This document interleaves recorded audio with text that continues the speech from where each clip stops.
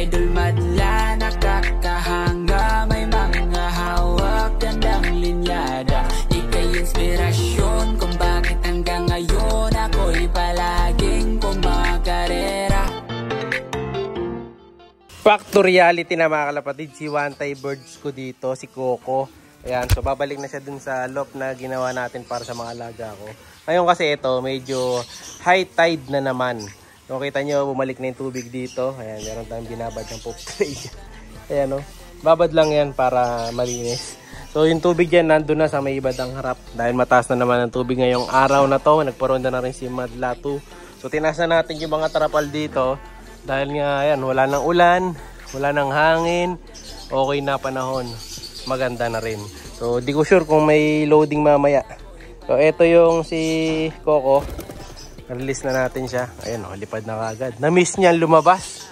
Ilang araw din siya hindi nakakalipad-lipad dyan mga kalapatids. So walang laman yan ngayon. Si Coco, kukunin natin. Ayan. So yung bunga nung ginilagyan ko ng mga apog na pops.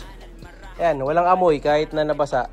No? Pero kailangan linisin ko na to. Siguro by Friday lilinisin ko na yan. Para wala nang poop at makaligo na rin sila, no? Kasi matapos ang bagyo, kailangan nilang maligo pagkatapos ng bagyo mga kalapatids para sila ay kuminis, no?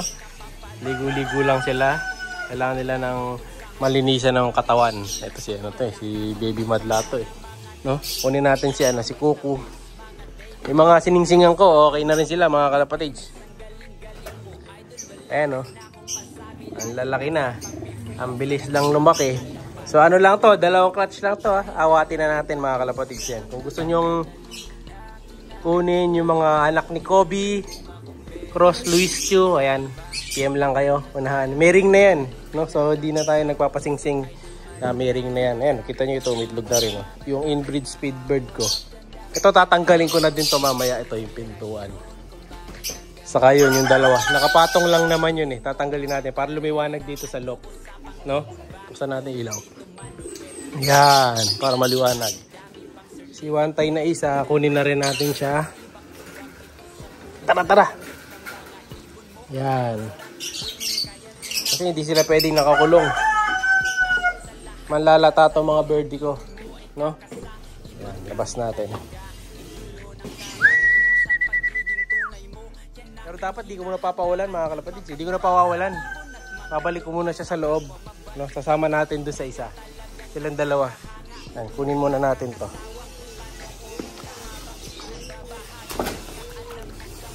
Pasok na natin tong si Coco. Yan, para pumasok agad si Coco.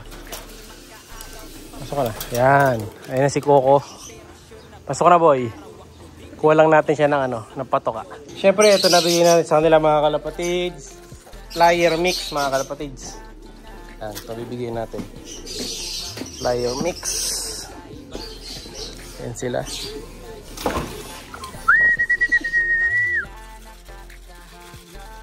Ano, si Coco mga kalapatid gusto nang pumasok.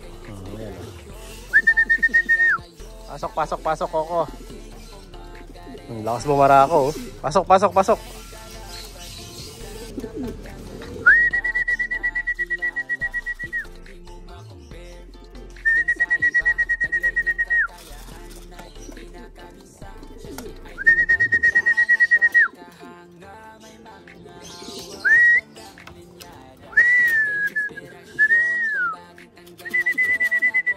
Yan, dahil pumasok na silang dalawa, kainan na. Ayan o.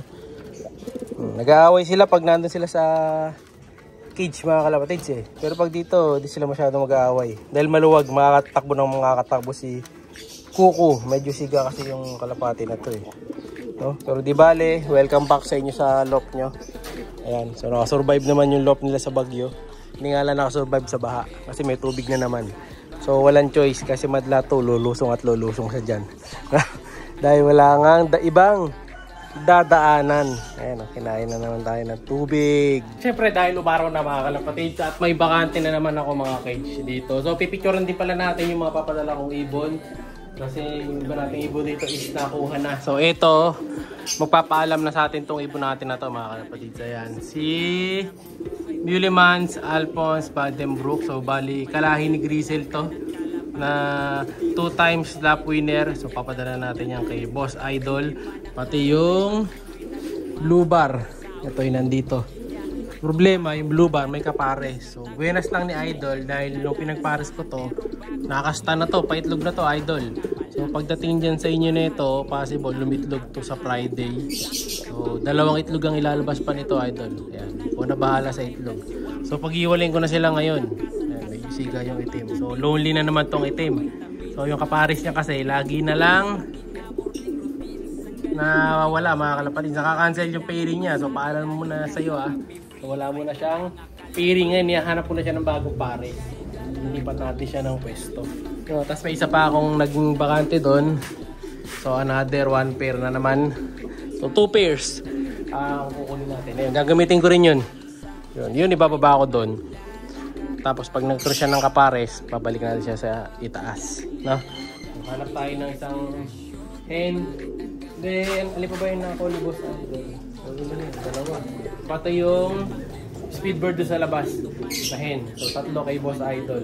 Shoutout kay Boss Idol Mac Ignacio ng Batangas. So malayo-layo. Ayan, Idol ko na bahala sa mga ibon. Pero ito solid yung nadali mo na hen. Ayun. Full sieve nila Kobe yan. So bali yung full sieve niyan is yung nasa labas natin. Saka si AJ. Yung nandito. Yung ating multiple pooling, multiple winner take all na nagsa-solo winner. Nasaan ba? Hindi ko na makakilala dito kasi sino si AJ eh. Ito, kapatid niya yan. Full sieve niya, kaya lang ito checkered. Yung sa'yo ay Blue Bar, kakulay ni Boy Paasa. No? Mga kalahiran niya yan. So, congrats Idol. Tapos ito, lahi din ni Grisel. Puro halos pang mabilisan yung nakuha niya. Siya na bahala dyan kay Boss Idol. So, wala na kasi tayo extra birdies dito. No? So, wala tayong mabigay sa kanya. Pero, kung gusto niya ng meron akong tipler doon na isa eh. Parang yung siyang gusto niya, papadala ko sa i-bird ko sa kanya yung isang tipler doon. No? Para may pag-i-bird pa tayo na isa sa kanya. So ayan, simulan na natin pagpares. Kuha pa tayo ng isa. No? Mainit na mga kalapatid. Mula nung pinawalan ko yung 2 wantay kanina. Yun, pumasok din naman kagad siya, di ba? So ayan, medyo pa low tide na ngayon dahil hapon. Mamaya, pabalik ulit ang tubig. So pili tayo ng isang ngayon. Pili tayo ng isang hen. Papapalit natin dun sa red check. Sino kaya? Kailangan niya hindi masyado malaki katawan. Pero matagal yun ako hindi nagagamit dito. Yun ang gagamitin ko. No? Yung iba kasi dito ba, ano nga mga kalapatid, matagal na nakapair. So hanap tayo ng iba. So German Inbred Alphonse yun. Pwede dito yung finish ko ng Santa Ana. Yun na lang siguro pares ko para pakita mga ito. Si Santa Ana na lang ang bibigay natin na pair. Ang problema, alin ba dito si Santa Ana? Hindi ko na makilala yung mga ito. Ito yata yan mga kalapatid ito. Yan, yung blue check na yun. So siya yung papares natin dun sa pula na barako.